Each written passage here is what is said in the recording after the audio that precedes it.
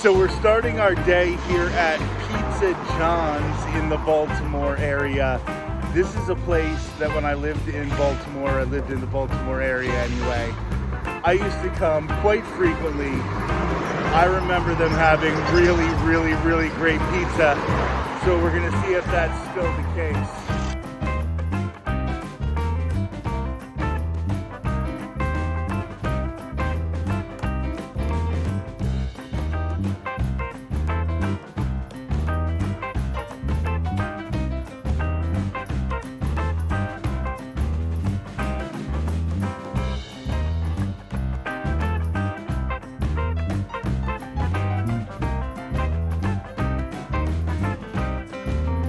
A great start to the day because Pizza John's pizza still stands up after all of these years. So cheesy, just an absolute abundance of cheese. We even had leftovers after lunch. That is how filling this pizza was for us. Such a great way to start the day.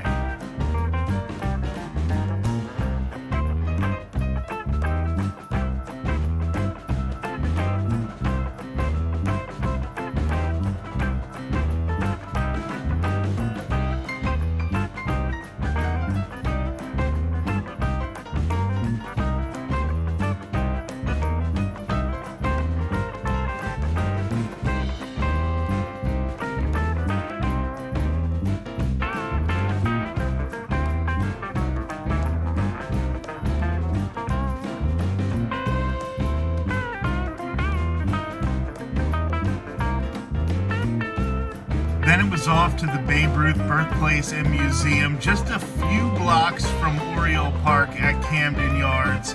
I hadn't been here in something like 15 years, so it was really exciting to be back. I have talked about my love for Babe Ruth before and how he just epitomizes this game that I love. And it's almost like there was this superhero that was alive just a few decades before I was born, and you heard stories from people who saw him in person. It's like he seems like a comic book character, but because you actually knew people who did see him and watch him play, that he was a real person. And going to his birthplace is really inspiring for me every time.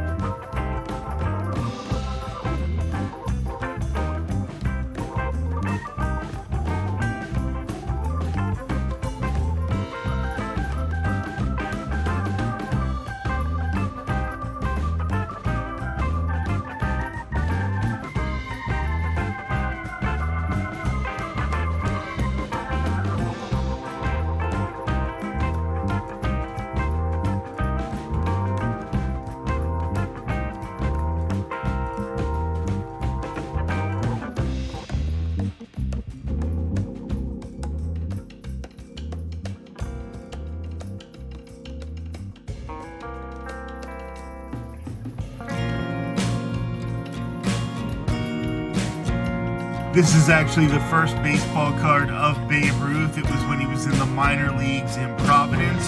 Someone bid $7 million for it, and they are lending it to the museum so people can see it. It's so cool.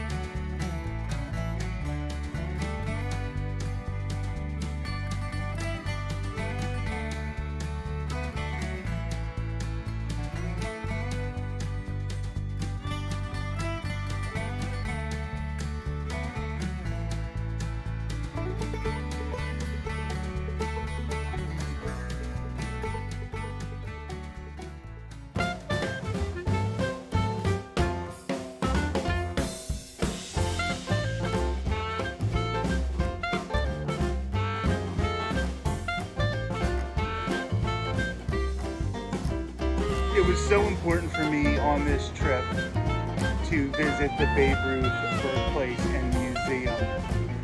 One of the things that's amazing about seeing this place, not only is it where Babe Ruth was born, but they also talk about Babe Ruth's tour of Japan, which really excited Japanese people and made them love the game of baseball. And of course, that can directly be linked to Shohei Ohtani in the modern day. And it was just really, really inspirational to be there.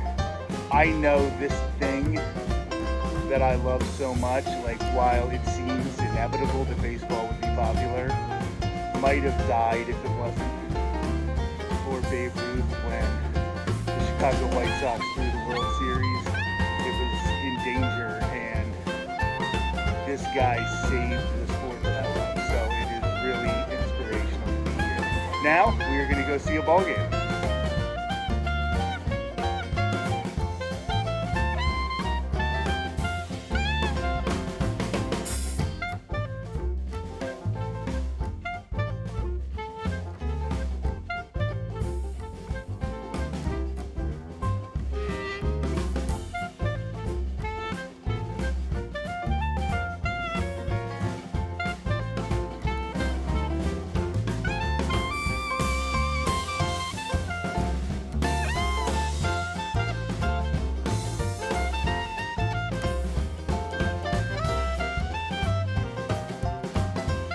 Oriole Park at Camden Yards opened in 1993, and there's this huge warehouse in right field. And in that time, only one player has ever hit it with a batted ball, and that was Ken Griffey Jr. in the 1993 All-Star Game Home Run Derby. Not in the game itself, but in the Home Run Derby. They have a plaque here commemorating where it hit.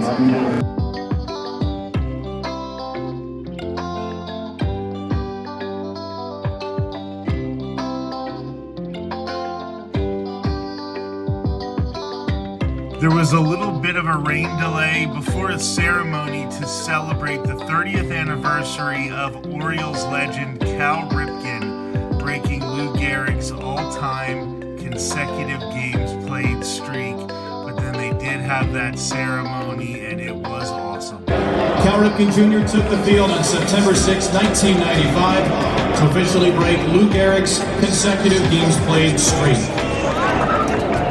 Cal accomplished a feat no one thought was possible that night and cemented himself as baseball's Iron Man. He went on to extend the record to 2,632 games, with a streak ending September 1998. A mark that stands as a legacy to Cal's determination, toughness, and love of the game.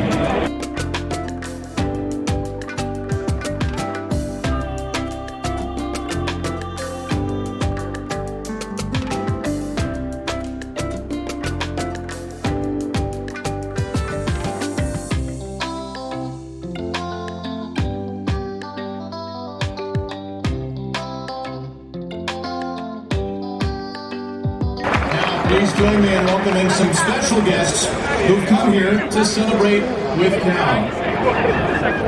First, the legendary voices who are our soundtrack to history 30 years ago. A broadcaster who told us that night that Cal Ripken had reached the unreachable star. Soon to be celebrating his 46th anniversary at ESPN. Please welcome, back to Baltimore, Chris Berman.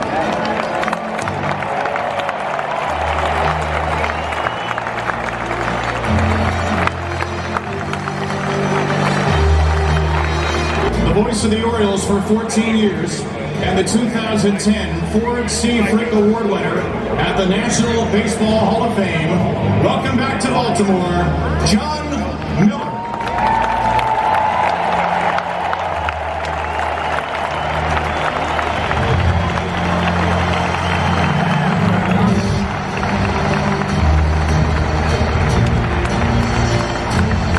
Time now to welcome back some former teammates of Cal's. An Oriole outfielder drafted the same year as Cal in 1978. And the 1987 Most Valuable Oriole, Larry Sheets.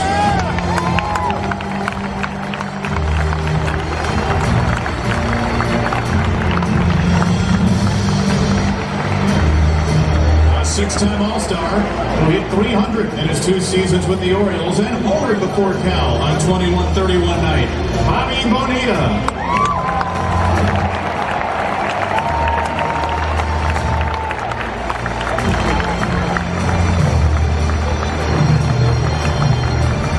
First baseman who hit 39 home runs during that 1995 season, 228 as an Oriole, and 569 in his major league career. Rafael Palmeiro.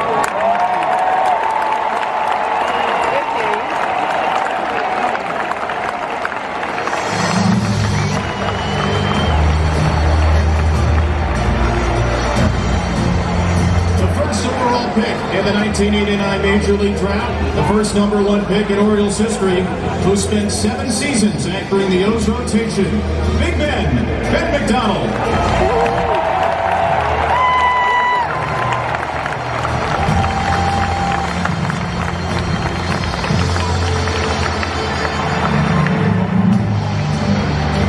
The 1973 American League Rookie of the Year and a 1983 World Series champion. Please welcome Orioles Hall of Famer, the B, Al Bumbry.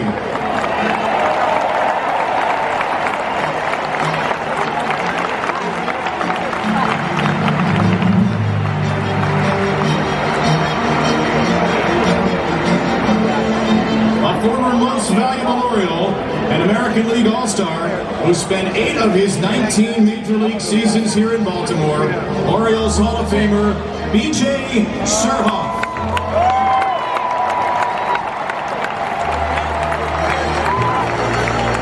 Perhaps the greatest leadoff hitter in Orioles history, Orioles Hall of Famer, Brady Anderson.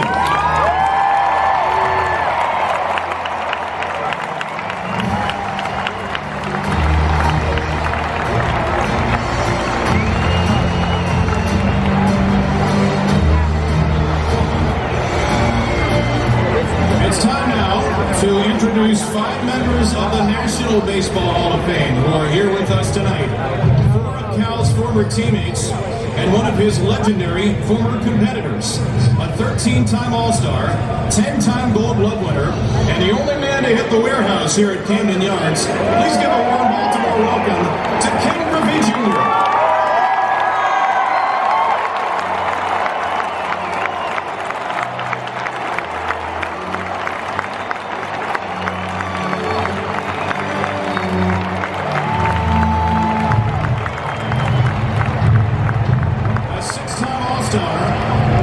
The sweetest swings in Orioles history, who hit 301 in his 7 years with the club. From St. Michael's, Maryland, Harold Baines.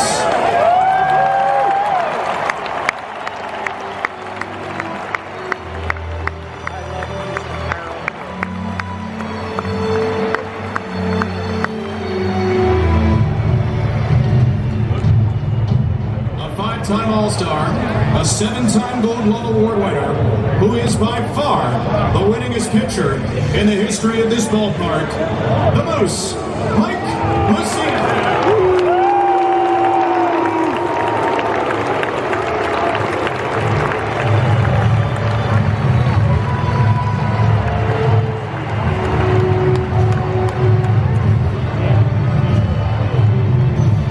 A 3-time Cy Young Award winner, a 3-time World Series champion, now in his 62nd year of affiliation with the ball club. Number 22, Jim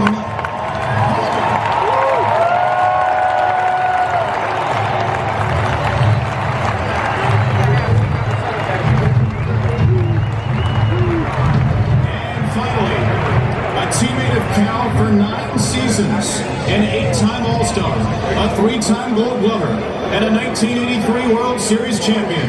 Number 33,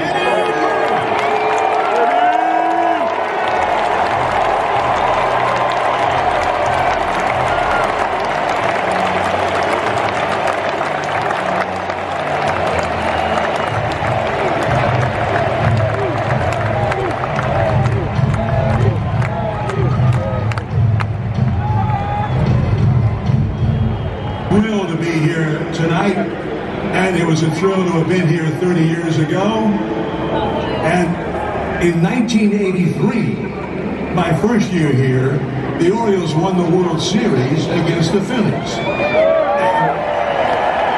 And the great Phillies Hall of Famer Mike Schmidt was 1 for 20 in that series against Orioles pitching, and they started booing him in Philadelphia. And Schmidt said, well, one thing I know, Eddie Murray in Baltimore could be 1 for 20, and when he came to the plate, they'd still chant, Eddie, Eddie, Eddie, Eddie. The legendary number 8, Cal Ripken.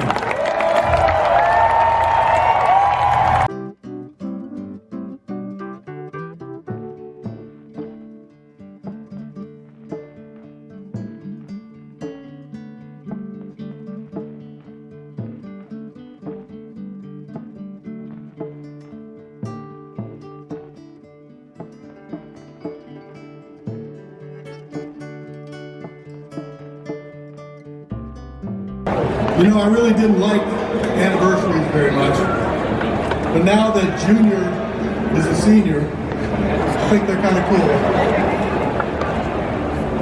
And I get to share this wonderful memory with my family now. As we remember the 30th anniversary of September 6, 1995, let us not forget the 29th anniversary of September 6, 1996, when Eddie Murray hit his 500th career home run right here in Camden Yards. I've had 30 years to reflect on that wonderful night of 21-31, and I still think it couldn't have played out any better. Trying not to be too philosophical here, but that night was a celebration of an old Oriole principle that we show up each and every day to meet whatever challenge is thrown our way, to count on each other. We played great that night. That simple thought gives great context to the streak. I was always proud to put on the Orioles uniform each and every day and compete.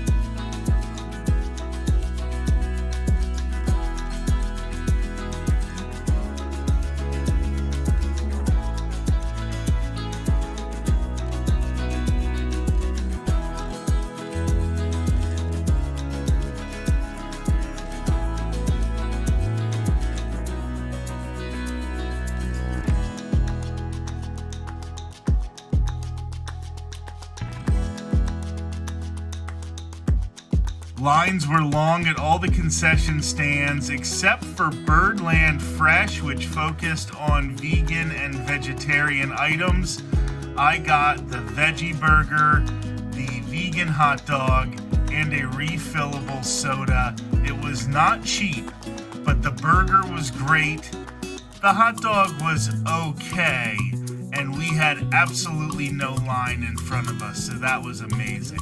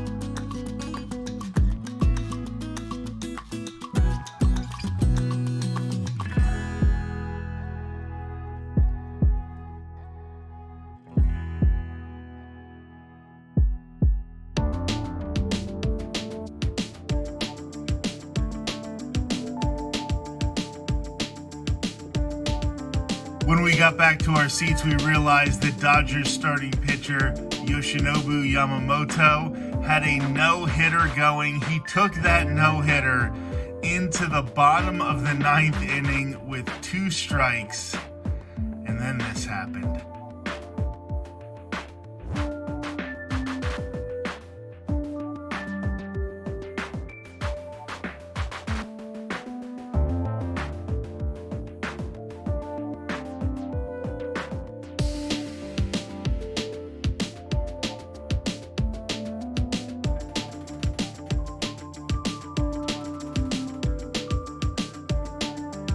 All right, so I am on my way home now after my 3-day baseball excursion.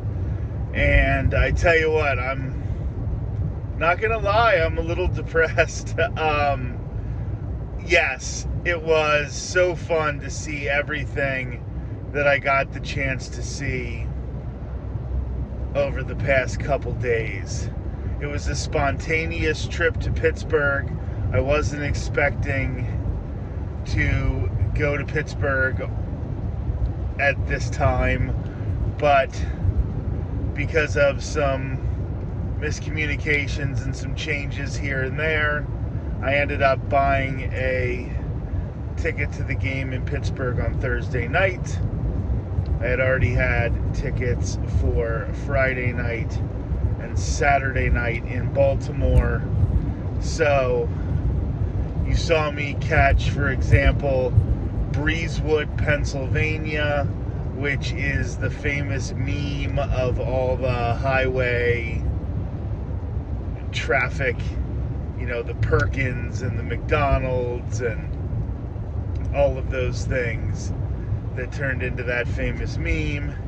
And then I saw the Mr. Rogers statue in Pittsburgh, which was really inspirational. A couple other statues in Pittsburgh, for example, for the Vietnam War and the Korean War. And then I watched the Dodgers lose to the Pirates. I think that one was by 2 runs, but Shohei Ohtani was on deck, and he would have been the game-winning run in the top of the 9th inning, and the number 9 hitter struck out, so Shohei didn't come to the plate. And then on Saturday, had one heck of a good time. We went to the Irish Railroad Workers Museum, which is just being changed to the Irish History Museum, or the Irish American History Museum in Baltimore, and that was really informative. I have been talking to them about maybe doing some volunteer work for them, and they have some fundraisers and things coming up in the future, and I'm planning on going to them. So there's a lot going on with that, but it was great to just visit that really great museum. And then we went to the Guinness Brewery, did a tour, which was really fun. It was pretty informative. And then we did dinner. We had lunch, I guess you would call it. We had lunch at the restaurant there at the Guinness Brewery in Baltimore. That lunch was really, really good. We had a really good pretzel, and then I was there with my mother and my wife Courtney. My wife Courtney got a burger that she really, really loved, like a meat burger. And my mother and I got the veggie burgers, and it was a black bean burger, and boy did we both really, really love our burgers as well. And then we went to the game. The game was looking pretty good. Shohei Ohtani started as the pitcher for the Dodgers, which was the first time I ever got to see him pitch. He threw 3 2/3 shutout innings. He struck out a bunch of batters. I don't remember the exact number, but he looked great on the mound. And then they took him out, but he stayed in as a designated hitter, and he was okay for the game. But the Dodgers lost on a walk-off home run. Then Saturday went to Pizza John's, a pizza place I have always loved in the Baltimore area. Hadn't been there in definitely over a decade.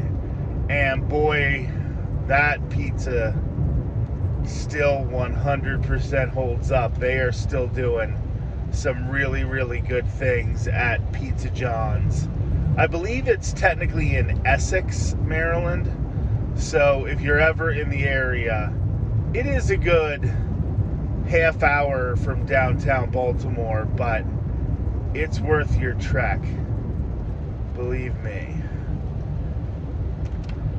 And then we went to the Babe Ruth Birthplace and Museum, and I had not been there in over 15 years, but I wanted to go because Shohei Ohtani, being a pitcher and a hitter, he has been accomplishing things that haven't been accomplished since Babe Ruth was playing, because Babe Ruth started as a pitcher and was converted into a hitter.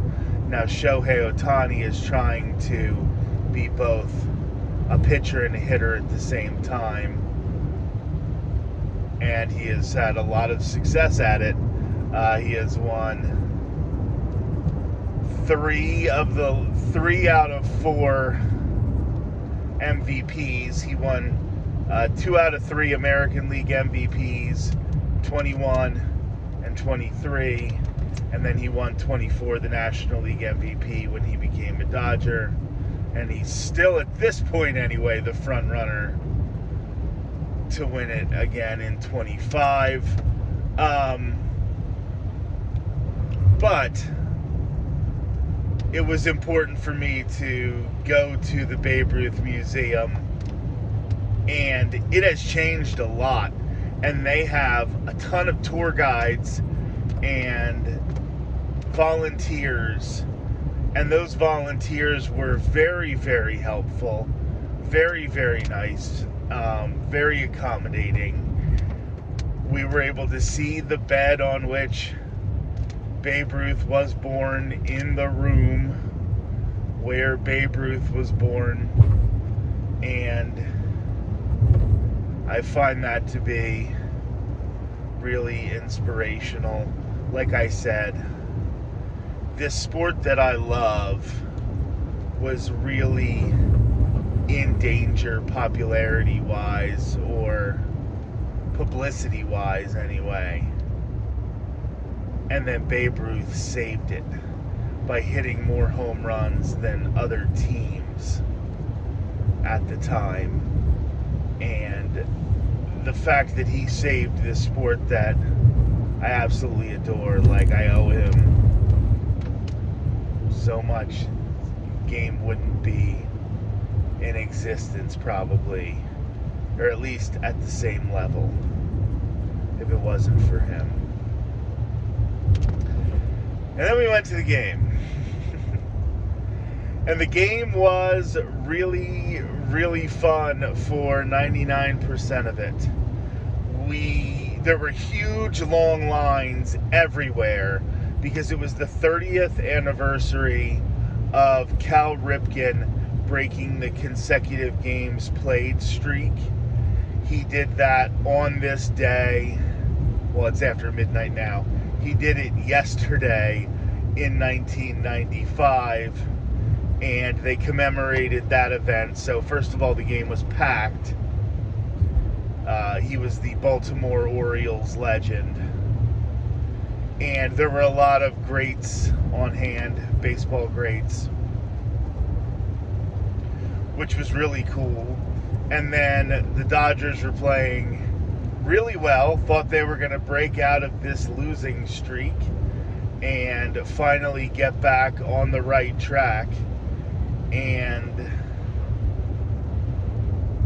one of my favorite things was because it was so packed, and I am now back in Pennsylvania, very close to being back home, very excited about that.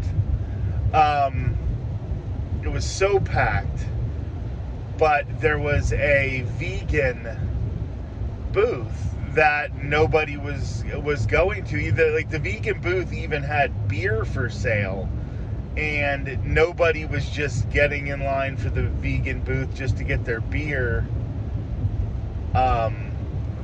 So we just walked right up there, got sodas.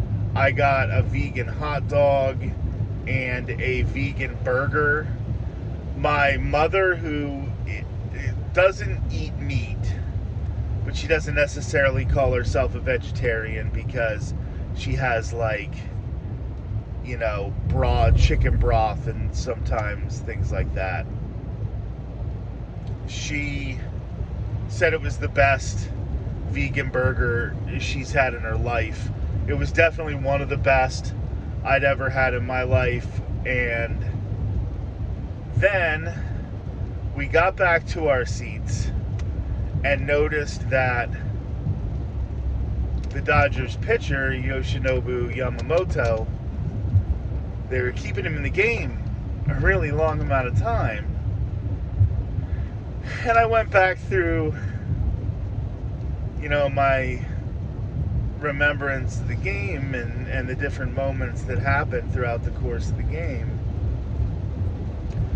And then I pulled it up on my phone and I realized that he was throwing a no-hitter. And it was the end of the 7th inning. So he just needed 6 more outs to get the no-hitter. I have never seen a no-hitter in person. I caught one when I was a player. I was the catcher when a pitcher threw a no-hitter. But I never have seen one as a fan or as an employee of baseball teams. And I've seen well over 1,000 baseball games in my life. I mean, that's probably even an understatement. So here I was, getting close to seeing Yamamoto throw a no-hitter. He had 2 outs in the bottom of the 9th. 2 strikes on the batter, Orioles, Jackson Holliday. And he gave up a home run. So you think, okay, well, you didn't get to see a no-hitter, but the Dodgers can just, end this game, get back in the win column. Nope. They proceeded to take Yamamoto out of the game because he had thrown a lot of pitches by that point. And the bullpen did not get another out. And the Orioles won. So the Dodgers have now lost 5 straight, and I was at 3 of them. And all of them were really close losses. It was a walk-off home run on Friday. It was a walk-off hit on Saturday, and on Thursday they just came up short of a comeback to win it. So that is really frustrating, but I'm going to try to focus on all of the great things I did get to see. I got to see my favorite baseball player in the world right now, and got to see him 3 days in a row. Last year I saw him, and he had like the greatest game ever, as he locked up 50 home runs and 50 stolen bases on the season, which he's the only player to ever have 50 homers and 50 stolen bases in the same season. And this year, it wasn't as good when I saw him. So, that kind of stuff happens, and you just have to take it when you're watching sports. And I got to see a great, valiant effort by Yoshinobu Yamamoto. Got to visit the Babe Ruth Museum. I got to see Babe Ruth's high school, or the industrial school for boys, whatever you want to call it, where he was until he was 14, and he signed to play professional baseball.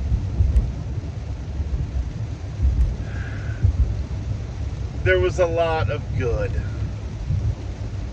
over the past few days, so I'm going to try not to focus on the outcomes of the games. Well, boy, do I have a lot coming up on the channel. So I'm not even going to bore you. I'm already talking for about 15 minutes here. I'm not going to bore you with any more of it. I'm just going to say, do me a favor. Like, comment, subscribe. Podcast episodes every Thursday. We are getting close to, I think we're in the 240s already.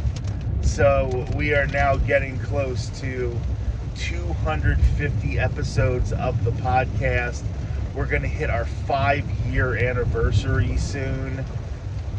The Tall Guy Talks Travel with Rick Doherty podcast has lasted longer than the Confederacy. We are a bigger part of American history than the Confederacy. So, where's my statue, right?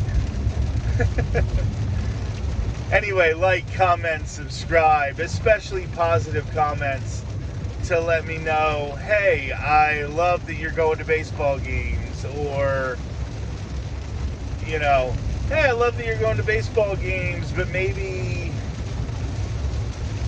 I'd like to see more of what's to eat right around the ballpark, or whatever. Just keep things positive. That's what we always try to do here. Let's not get into comment battles. That might be great for the algorithm, but we're trying to be a place where everybody can just come together and enjoy theme parks, baseball, history, and travel in general. So I really appreciate you coming along for the ride. I know this one was different as I approached 17 minutes. So anyway, I'm going to shut my yap here. And thank you so much. I'll talk to you soon.